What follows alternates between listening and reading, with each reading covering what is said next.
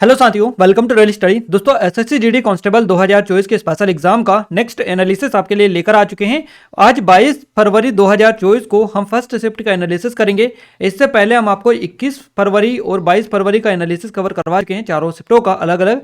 तो आपने अगर उन वीडियोज़ को नहीं देखे तो यहाँ पर आई बटन पर लिंक दे देंगे या प्लेलिस्ट की लिंक डिस्क्रिप्शन में भी मिल जाएगी, आप जाकर उनको चेकआउट कर लीजिएगा। गाइज, यहाँ पर आज हमें काफी अच्छे खासे क्वेश्चंस इन्होंने सेंड किए हैं। देखिए, उससे पहले बता दें, अगर आप चाहते हैं कि इस वीडियो की पीडीएफ फाइल आपको मिले तो आप एप्लीकेशन को डाउनलोड कर लीजिएगा, टेलीग्राम और चैनल और ग्रुप को ज्वाइन कर लीजिएगा, क्योंकि यहाँ पर दोनों जगह पर हमने पीडीएफ डाल दी है इससे पहले की जितने भी पीडीएफ है, तो आप यहाँ पर जाकर उनको डाउनलोड करके रिविजन कर सकते हैं। और आपका आने वाले दिनों में एग्जाम है तो आप हमें नंबर पर अपने क्वेश्चन जरूर से व्हाट्सअप करें ताकि हम आपको सबसे सटीक एनालिसिस दे पाएं। गाइज, हमें आज जो क्वेश्चंस भेजे हैं ये इन सभी लोगों ने भेजे हैं, यानी कि विनय उदावत जी जो कि प्रतापगढ़ से हैं, मनीष कर्माकर जी जो कि झारखंड से हैं, इसके अलावा निशांत त्यागी जी, मैं आपकी जगह निशांत त्यागी जी जो कि भरतपुर से हैं, और महेंद्र कुमार वर्मा जी जो कि लखनऊ से हैं। तो इन सभी लोगों ने काफ़ी अच्छी तरीके से हमें क्वेश्चंस बताए, यहाँ तक कि इन्होंने पूरे के पूरे 20 के 20 क्वेश्चंस एज इट इज हमें बता दिए हैं जो हम आपके साथ इस वीडियो में आज कवर करने वाले हैं। सो आप सभी से रिक्वेस्ट है कि पहले तो वीडियो को लाइक कर दीजिए, चैनल को सब्सक्राइब कर लीजिए अगर अभी तक नहीं किया है तो, और बेल आइकन को ऑल पर सेलेक्ट कर लीजिएगा ताकि नेक्स्ट शिफ्ट का अगर वीडियो आए तो वो आपको सबसे पहले मिल पाए। तो आइए स्टार्ट करते हैं गाइस। हमारे पहले क्वेश्चन से जीके जीएस करंट अफेयर से स्टार्ट हम करते हैं। आज का आपका पहला क्वेश्चन है, अंजुम चोपड़ा किस खेल से संबंधित है? सही जवाब हो जाएगा क्रिकेट से। अंजुम चोपड़ा का संबंध क्रिकेट से है। अंजुम चोपड़ा एक भारतीय क्रिकेटर हैं जिन्होंने कम उम्र में ही कई खेल खेले हैं। अंजुम ने एथलेटिक्स, बास्केटबॉल और तैराकी में अपने स्कूल और कॉलेज का कई बार प्रतिनिधित्व किया। इनका जो संबंध है क्रिकेट से, क्रिकेट ऑप्शन में आपको मिला तो आपका सही जवाब क्रिकेट ही रहेगा। वह दिल्ली राज्य बास्केटबॉल टीम की सदस्य भी थी और इस टीम ने राष्ट्रीय स्तर पर प्रतिस्पर्धा की थी। अंजुम चोपड़ा 20 मई 1977 में, यानी कि 20 मई 1970 भारत की राष्ट्रीय महिला क्रिकेट टीम की सदस्य और भारतीय महिला क्रिकेट टीम की पूर्व कप्तान रही, इसलिए यहां से आपका करेक्ट आंसर क्रिकेट हो जाएगा। अगला क्वेश्चन है, रुक्मिणी देवी अरुंडेल किस नृत्य से संबंधित है? गाइज, ये वाला जो क्वेश्चन है आपके एग्जाम में कल भी पूछा गया था। कल ये क्वेश्चन बना था कि रुक्मिणी देवी अरुंडेल जो कि भरतनाट्यम के लिए स्पेशली जानी जाती है, इनको 1956 में पद्म विभूषण मिला था या पद्म भूषण, तो उस वाला क्वेश्चन आपका ये बेसिकली लास्ट वाली शिफ्ट में बना था कल, और वही क्वेश्चन आज बेसिकली आपका आ चुका है। हमने जो डिटेल आपको कवर करवाई थी उसमें सीधे सीधे आपको बताया था कि ये डिटेल आप याद रखिएगा, यहीं से क्वेश्चंस बनेगा, फाइनली क्वेश्चंस वहीं से आपका निकल कर आया है। तो आप देख सकते हैं कितनी ज़्यादा इंपॉर्टेंट रहती है ये डिटेल आपके लिए। अब यहाँ से अगला जो क्वेश्चन है कोई सा भी बन सकता है, तो इस डिटेल को आप जरूर से रिकॉल करते रहें, याद करते रहें, रिविजन का करते रहें। रुक्मिणी देवी अरुंडेल जो है भरतनाट्यम के लिए प्रसिद्ध है, नृत्य से संबंधित है। रुक्मिणी देवी अरुंडेल भरतनाट्यम से जुड़ी हुई है।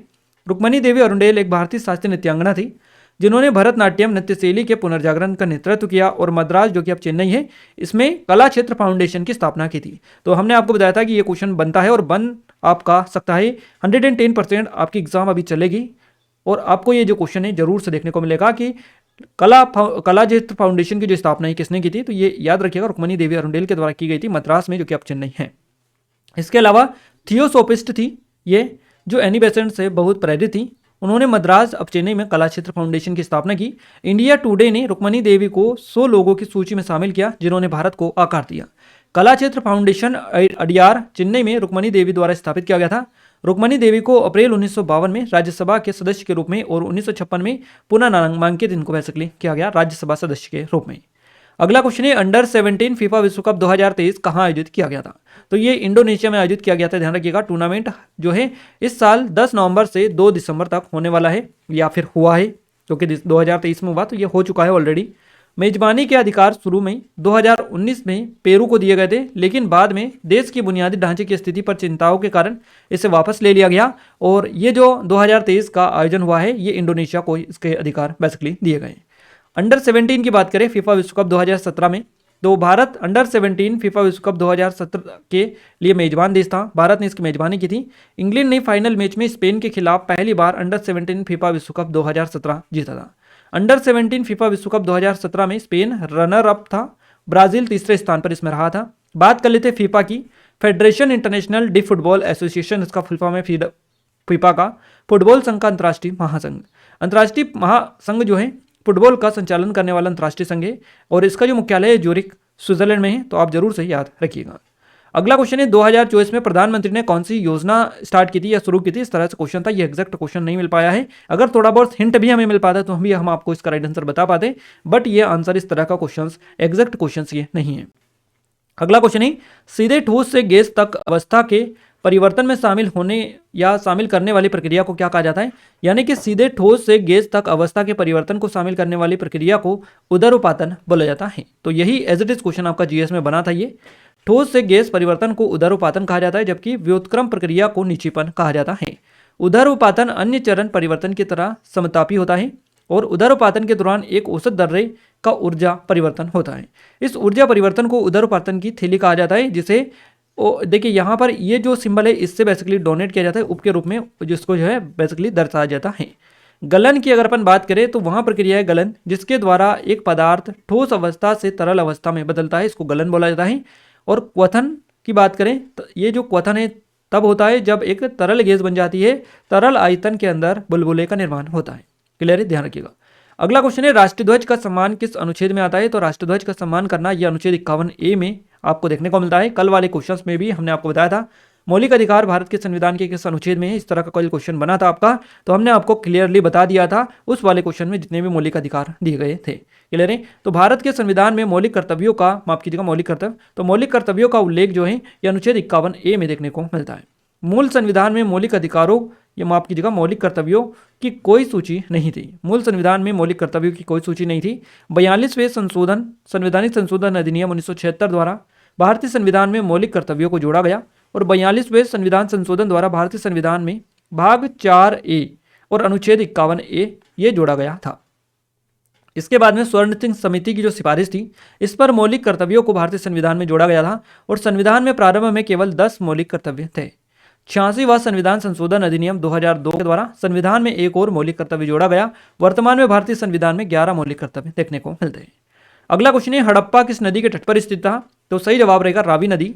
हड़प्पा जो है रावी नदी के तट पर स्थित था। सिंधु घाटी सभ्यता की खोज सबसे पहले 1921 में पाकिस्तान में पश्चिम पंजाब प्रांत में स्थित हड़प्पा के आधुनिक स्थल पर हुई थी और शहर रावी नदी के तट पर था स्थित था, जो सिंधु नदी की एक बाएं किनारे की सहायक नदी है। हड़प्पा सभ्यता को सिंधु नदी के तट पर और उसके आसपास स्थित होने के कारण सिंधु घाटी सभ्यता के रूप में इसको जाना जाता है। यह समकालीन पाकिस्तान, पश्चिमी भारत और अफगानिस्तान के कुछ हिस्सों में दक्षिण एशिया के पश्चिमी भाग में लगभग 2500 ईसा पूर्व में फला फूला है। अगला क्वेश्चन है कथक क्या है। तो ये एक नृत्य है और अगर आपसे क्वेश्चन में नृत्य बना तो ठीक है, अदरवाइज आपको भारतीय शास्त्रीय नृत्य जो है ऑप्शन में मिला होगा। कथक भारतीय शास्त्रीय नृत्य के 8 प्रमुख रूपों में से एक है। उत्तर प्रदेश का शास्त्रीय नृत्य है ये कथक। कथक वैदिक संस्कृत शब्द से लिया गया है, जिसका जो अर्थ है ये होता है कहानी और कथाकार, जिसका अर्थ बेसिकली वहाँ जो कहानी कहता है या कहानियों के साथ करना। तो इस तरह से आपको यहाँ पर इसका अर्थ होता है और ये बेसिकली एक नृत्य है। आइए नेक्स्ट क्वेश्चन देखते हैं। देखिए नेक्स्ट जो क्वेश्चन बना है कुछ इस तरीके का है। एकनाथ शिंदे की कोई योजना थी मराठा से संबंधित या मराठा आरक्षण साठी मुख्यमंत्री शिंदे याना पत्र, इस तरह से कोई आपका क्वेश्चन पूछा गया था। करंट अफेयर का क्वेश्चन आई थिंक ये था। तो एग्जैक्ट ये क्वेश्चन हमें नहीं मिल पाया कि क्या क्वेश्चन था, बाकी इस तरह से हिंट इस तरह से मिल रहा है कि ये चीज़ें इस तरह का था। कोई भी क्वेश्चन हो तो आप अगर पता है आपको तो कमेंट में कमेंट करके बता दीजिएगा कि ये शिवाजी महाराज या मराठा रिलेटेड क्या क्वेश्चन था, जो योजना थी या फिर किसी का शिलान्यास होने किया था। इस तरह से जो भी चीज़ें हैं वो कमेंट में बता दीजिएगा। अगला क्वेश्चन है भारत के किस राज्य में लिंगानुपात सबसे कम है। तो ये बेसिकली अगर आपका भारत में किस राज्य में लिंगानुपात सबसे कम है तो ये हरियाणा में है। बाकी अगर ऑप्शंस आपको जो दिए थे उसके अनुसार आपका हरियाणा ऑप्शन में नहीं था तो राजस्थान आपका करेक्ट आंसर हो जाएगा। देखिए 2011 की जनगणना के अनुसार हरियाणा में लिंगानुपात सबसे कम है, यानी कि प्रति 1000 पुरुषों पर महिलाओं की संख्या यह लिंगानुपात होता है, तो यह सबसे कम हरियाणा में है। भारत में महिला जनसंख्या की पहचान के लिए लिंगानुपात एक मूल्यवान स्रोत है और भारत में महिलाओं और पुरुषों के बीच का अनुपात ये होता है। क्लियर है। 2011 की जनगणना में सामने आया था कि भारतीय जो जनसंख्या है अनुपात 2011 में प्रति 1000 पुरुषों पर 943 है। तो आप याद रखिएगा अगर आपसे पूछा जाए कि वर्तमान में भारत का लिंगानुपात कितना है तो ये 943 है 1000 पुरुषों पर। अगला क्वेश्चन पूछा गया फुटबॉल टीम में कितने खिलाड़ी होते हैं। फुटबॉल टीम में 11 खिलाड़ी होते हैं। एक फुटबॉल टीम में 11 खिलाड़ी होते हैं, यानी कि क्रिकेट और हॉकी टीमों में भी खिलाड़ियों की संख्या समान होती है, यानी कि 11 खिलाड़ी इसमें होते हैं। अगला क्वेश्चन है साइमन कमीशन भारत कब आया था। तो साइमन कमीशन भारत आया था 1928 में। ध्यान रखिएगा ब्रिटिश सरकार ने वर्ष 1927 में भारत सरकार अधिनियम 1919 की समीक्षा के लिए साइमन कमीशन की नियुक्ति की। 1928 में साइमन कमीशन भारत आया और इसका गठन संवैधानिक सुधारों का अध्ययन करने और भारत में सरकार को सिफारिशें करने के लिए किया गया था। साइमन कमीशन बिना किसी भारतीय सदस्य के एक श्वेत आयोग था। आयोग में 7 अंग्रेज शामिल थे और सर जॉन साइमन इसके अध्यक्ष थे। तो याद रखिएगा इसके जो अध्यक्ष थे सर जॉन साइमन थे। नेक्स्ट क्वेश्चन है, कौन सा रिट जो है सुप्रीम कोर्ट के द्वारा जारी नहीं किया जाता है? इनमें से स्वतः संज्ञान लेना या सुओमोटो, ये जो रिट है ये सुप्रीम कोर्ट द्वारा जारी नहीं किया जाता है। रिट क्या है? तो रिट वहाँ चीज़ है जो प्रभाव के आधार पर या अधिकार के तहत जारी की जाती है। भारत में सर्वोच्च न्यायालय और उच्च न्यायालय दोनों को रिट क्षेत्राधिकार का अधिकार दिया गया है। तो सुओ मोटो का अर्थ होता है अपनी गति पर या फिर स्वतः संज्ञान लेना। इसका उपयोग आमतौर पर तब किया जाता है जब कोई सरकारी प्राधिकरण, अदालत या कोई एजेंसी अपनी आशंका के आधार पर कार्यवाही करती है। यह सुप्रीम कोर्ट द्वारा जारी कोई रिट नहीं है। क्लियर है? तो ये क्वेश्चन आपका बेसिकली आपका करेक्ट आंसर हो जाएगा। अगला क्वेश्चन है, राधा श्रीधर ने किस नृत्य से संबंधित है? सही जवाब रहेगा भरतनाट्यम से। राधा श्रीधर को भरतनाट्यम में उनके योगदान के लिए वर्ष 2018 का संगीत नाटक अकादमी पुरस्कार मिला। भरतनाट्यम नृत्य की उत्पत्ति तमिलनाडु के मंदिरों, नर्तकियों या देवदासियों के एकल नृत्य सदिर में देखी जा सकती है। भरतनाट्यम को दासी अट्टम के नाम से भी जाना जाता है। तो ये आप थोड़ा सा देख लीजिएगा। अगला क्वेश्चन है, महाराष्ट्र सरकार का पहला उद्योग रत्न पुरस्कार किसको दिया गया? रतन टाटा को दिया गया। ये क्वेश्चन आपका कल भी पूछा गया था, आज वापस से रिपीट हुआ है। तो जो लोग बोलते हैं कि क्वेश्चंस रिपीट नहीं होते, तो आप देख लीजिएगा क्वेश्चंस काफी ज्यादा रिपीट होते हैं। कुछ क्वेश्चंस तो सेम टू सेम आपके कॉपी हो जाते हैं और कुछ क्वेश्चंस जो है ये डिटेल में से रिपीट होते हैं, जो कि हम ऑलरेडी आपको कवर करवा चुके होते हैं। महाराष्ट्र सरकार इस साल टाटा समूह के अध्यक्ष रतन टाटा को पहले प्रतिष्ठित महाराष्ट्र उद्योग रत्न पुरस्कार से सम्मानित किया है महाराष्ट्र सरकार ने। और राज्य उद्योग मंत्री उदय सामंत ने राज्य विधानसभा में इसकी घोषणा की थी। महाराष्ट्र भूषण पुरस्कार की तर्ज पर जो राज्य का सर्वोच्च पुरस्कार है जो प्रतिष्ठित लोगों को प्रदान किया जाता है, महाराष्ट्र सरकार ने इस वर्ष से प्रतिष्ठित उद्योग रत्न पुरस्कार शुरू करने का निर्णय लिया है। और इनमें से पहला जो पुरस्कार है उद्योगपति रतन टाटा को दिया गया है। उद्योग रत्न पुरस्कार एक राज्य स्तरीय पुरस्कार है जो महाराष्ट्र के औद्योगिक क्षेत्र में उत्कृष्टता में योगदान देने वाले व्यक्तियों को दिया जाता है। रतन टाटा को टाटा समूह की वृद्धि और विकास में उनके योगदान के लिए पुरस्कार से सम्मानित किया जा रहा है, जो भारत में सबसे बड़े समूहों में से एक है। अगला क्वेश्चन है, पंडित रविशंकर का संबंध किससे था? सही जवाब रहेगा सितार से इसका संबंध था इनका। पंडित रविशंकर का जो क्वेश्चन है इससे पहले भी आपका बन चुका है। ये आपका 20 तारीख को जो एग्जाम हुई है 20 फरवरी को, उसमें पंडित रविशंकर से क्वेश्चन आपका बेसिकली बना था। सितार वादक। अब देखिए गाइस कितने ज़्यादा क्वेश्चंस आपके रिपीट हो रहे हैं, तो आप इन एनालिसिस को जरूर से देखिए क्योंकि यहाँ से सबसे ज़्यादा आपके क्वेश्चंस देखने को आपको मिलेंगे। कुछ क्वेश्चंस तो सेम टू सेम रिपीट हो जाएंगे और कुछ क्वेश्चंस डिटेल में समझ जाएंगे, यानी कि आपके लिए काफ़ी ज़्यादा इंपॉर्टेंट है ये जो एनालिसिस हम आपको कवर करवा रहे हैं। पंडित रविशंकर का संबंध सितार से है। पंडित रविशंकर एक भारतीय सितार वादक और संगीतकार थे। वहाँ 20वीं शताब्दी के उत्तरार्ध में उत्तर भारतीय शास्त्रीय संगीत के सबसे प्रसिद्ध प्रतिपादक बन गए। शंकर जो रविशंकर है इनको 1999 में भारत का सर्वोच्च नागरिक सम्मान भारत रत्न पुरस्कार मिला। तो क्वेश्चन बन सकता है कि भारत रत्न से इनको कब सम्मानित किया गया? उन्होंने दरबारी संगीतकार अलाउद्दीन खान के अधीन सितार वादन को सीखने के लिए 1938 में नृत्य छोड़ दिया था। और रविशंकर ने अपने समकालीनों से एक अलग शैली विकसित की और कर्नाटक संगीत की परंपरा के प्रभावों को शामिल बेसिकली इसमें किया था। अगला क्वेश्चन है, प्रति व्यक्ति आय क्या है? तो औसत आय है या प्रति व्यक्ति आय? प्रति व्यक्ति आय पर कैपिटा इनकम यह है। पर कैपिटा इनकम या औसत आय किसी दिए गए क्षेत्र जैसे कि शहर, क्षेत्र, देश इत्यादि में प्रति व्यक्ति द्वारा अर्जित औसत आय की ये माप है। और इसकी गणना कुल जनसंख्या द्वारा क्षेत्र की कुल आय को विभाजित करके की जाती है। तो ये याद रखिएगा। इसके अलावा गरीबी रेखा सूचकांक वाला क्वेश्चन भी बना था। अब ये भी हमें एग्जैक्ट पूरा क्वेश्चन नहीं मिल पाया कि क्या एग्जैक्ट क्वेश्चन में इसमें दिया गया और क्या चीज़ें इसमें पूछी थी। बस हम आपको टॉपिक बता दे रहे हैं कि आपके इंडेक्स वाला जो टॉपिक है इससे भी क्वेश्चंस बन रहे हैं और ये करंट के भी हो सकते हैं। तो इससे स्टार्ट हो चुके हैं आपके क्वेश्चंस बनना। इस टॉपिक को आप जरूर से देख के जाइएगा। हरित क्रांति के जनक कौन थे? ये क्वेश्चन आपका बना है। तो आपको यहाँ पर MS स्वामीनाथन नहीं दे रखा था, यहाँ पर इनका पूरा नाम दे रखा था, इसलिए कुछ लोग कन्फ्यूजन इसमें हो गए।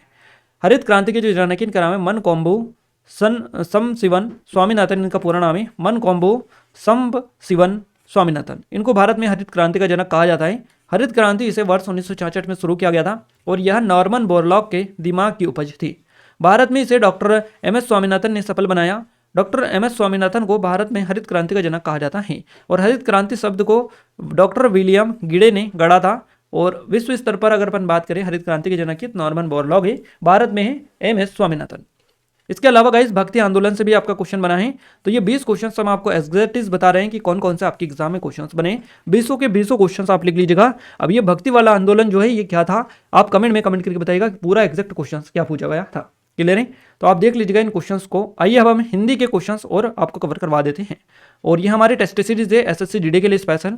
इस पर अगर आप चाहते हैं कि आप अच्छे से टेस्ट दे सकते हैं, सारा टॉपिक वाइज चैप्टर वाइज यहाँ पर सेक्शनल डेटा डला है, करंट अफेयर के टेस्ट डले हैं, फुल लेंथ टेस्ट भी डले हैं यहाँ पर, तो आप जाकर चेकआउट कर लीजिएगा, डेमो चेकआउट कर लीजिएगा, आपको यहाँ से काफ़ी ज़्यादा हेल्प मिल जाएगी। हिंदी का पहला क्वेश्चन है आपके स्क्रीन पर, ग्रीवा का तद्भव क्या होता है? तो ग्रीवा का जो तद्भव है गर्दन होता है। अंधेरी नगरी चौपट राजा मुहावरे का अर्थ क्या है? जहां मालिक मूर्ख हो वहां सद्गुणों का आदर नहीं होता। अंधेर नगरी चौपट राजा, जहां मालिक मूर्ख हो वहां सद्गुणों का आदर नहीं होता, ये बेसिकली इसका अर्थ है। अगला क्वेश्चन है, संतोष ने रमेश के साथ मित्रता का निर्वाह किया, इसमें भाववाचक संज्ञा कौन सी है? तो मित्रता इसमें भाववाचक संज्ञा हो जाएगी। दुर्भावना का विलोम आपसे पूछा है, सद्भावना दुर्भावना का विलोम हो जाएगा। सौभाग्य का विलोम आपसे पूछा है तो दुर्भाग्य हो जाएगा, सौभाग्य का विलोम। कर्कश का विलोम आपसे पूछा है तो मधुर हो जाएगा। जहां जाना आना आसान हो, जहां जाना आसान हो उसके लिए कौन सा शब्द है? तो सुगम। जहां जाना आसान हो सुगम हो जाएगा। कटु का विलोम हो जाएगा मधुर। ये सारे आपको काफी अच्छे खासे क्वेश्चन देखने को मिल रहे हैं। कई जीडी का जो पेपर है हलवा होता है, कुछ भी नहीं होता है, बड़े आसानी से आप अच्छा खासा स्कोर करके और सिलेक्शन ले सकते हैं। इसमें कोई ज़्यादा इतना भारी बात नहीं है कि आप बिल्कुल अच्छे खासे ये होना चाहिए, बड़े आसानी से, आपको इतना ज़्यादा मेहनत की कोई ज़रूरत ही नहीं है। आप बस एनालिसिस और एनालिसिस के अकॉर्डिंग आप थोड़ा सा दिमाग आप ज़्यादा चलाइएगा। उसमें क्या करना होगा आपको कि आप थोड़ा सा इन पेपर को अच्छे से देखिएगा। देखिए यहाँ पर जब से एग्जाम स्टार्ट हुई है किस तरफ आपका एनालिसिस जा रहा है और किन टॉपिक से क्वेश्चंस बन रहे हैं, लगातार उन्हीं टॉपिक से बन रहे हैं जो आपको लगातार देखने को मिल रहे हैं। उन पर आप अच्छे खासे कमांड कर लेंगे तो आसानी से आपका पेपर निकल जाएगा। इसमें कोई बड़ी बात नहीं है, क्योंकि वही क्वेश्चंस आपको बार बार देखने को मिल रहे हैं जो ऑलरेडी आपके पूछे जा चुके हैं। 4 दिन की चांदनी फिर अंधेरी रात, लोकोक्ति का अर्थ कौन सा है? तो सीमित अवधि के लिए आया अच्छा समय, ये होता है 4 दिन की चांदनी फिर अंधेरी रात। अंग अंग टूटना मुहावरे का सही अर्थ क्या है? शरीर के सभी जोड़ों में दर्द होना, अंग अंग टूटना। तत्व और इसके अलावा त्वम का उद्भव आपसे पूछा है, तद्भव, त्वम का तद्भव आपसे पूछा है। तो ये सारे क्वेश्चंस आपके पूछे गए हैं। पर्यावरण से संबंधित एक गद्यांश आपका पूछा था जो कि 5 क्वेश्चंस देखने को मिले थे। वर्तनी से एक क्वेश्चन था, अनेकार्थ शब्द आपका आया था, रिक्त स्थान से क्वेश्चंस बने थे, पर्यायवाची से 3 क्वेश्चन बने, वाक्य शुद्ध से क्वेश्चंस बना, विलोम शब्द से 3 क्वेश्चंस बने, मुहावरे से क्वेश्चन बना आपका एक, लोकोक्ति भी एक आपकी आई थी। तो यहाँ पर हमने कुछ टॉपिक आपको बता दिए और क्वेश्चंस बता दिए सारे के सारे, जहाँ पर आपके एग्जाम में क्वेश्चन सीधे सीधे आपके बने थे। तो इन टॉपिक के अकॉर्डिंग आप आगे की प्रिपरेशन कर सकते हैं, आपको यहाँ से काफ़ी ज़्यादा हेल्प मिलेंगी।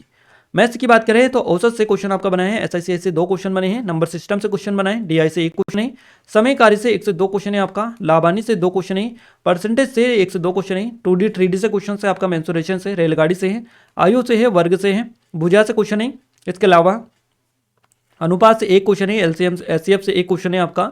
तो ये सारा मैथ्स का टॉपिक है। रीजनिंग में सिटिंग अरेंजमेंट से 2 क्वेश्चन है, पजल से क्वेश्चन है, कोडिंग डिकोडिंग से 2 क्वेश्चन है, रक्त संबंध से 1 क्वेश्चन है, दिशा निर्देशन से क्वेश्चन है, मिरर इमेज से 1 से 2 क्वेश्चन है, पेपर कटिंग से 1 क्वेश्चन है आपका, कथन निष्कर्ष पूछा गया, अल्फाबेट से 1 क्वेश्चन है, 5 से क्वेश्चन है, आकृति से 2 क्वेश्चन है, लुप्त संख्या से क्वेश्चन है और नंबर सीरीज से भी 2 क्वेश्चंस पूछे गए हैं। यानी कि कुल मिलाकर यहाँ पर जो टॉपिक आपको देखने को मिल रहा है गाइस, यही आपको एग्जाम में सक्सेस दिला सकते हैं।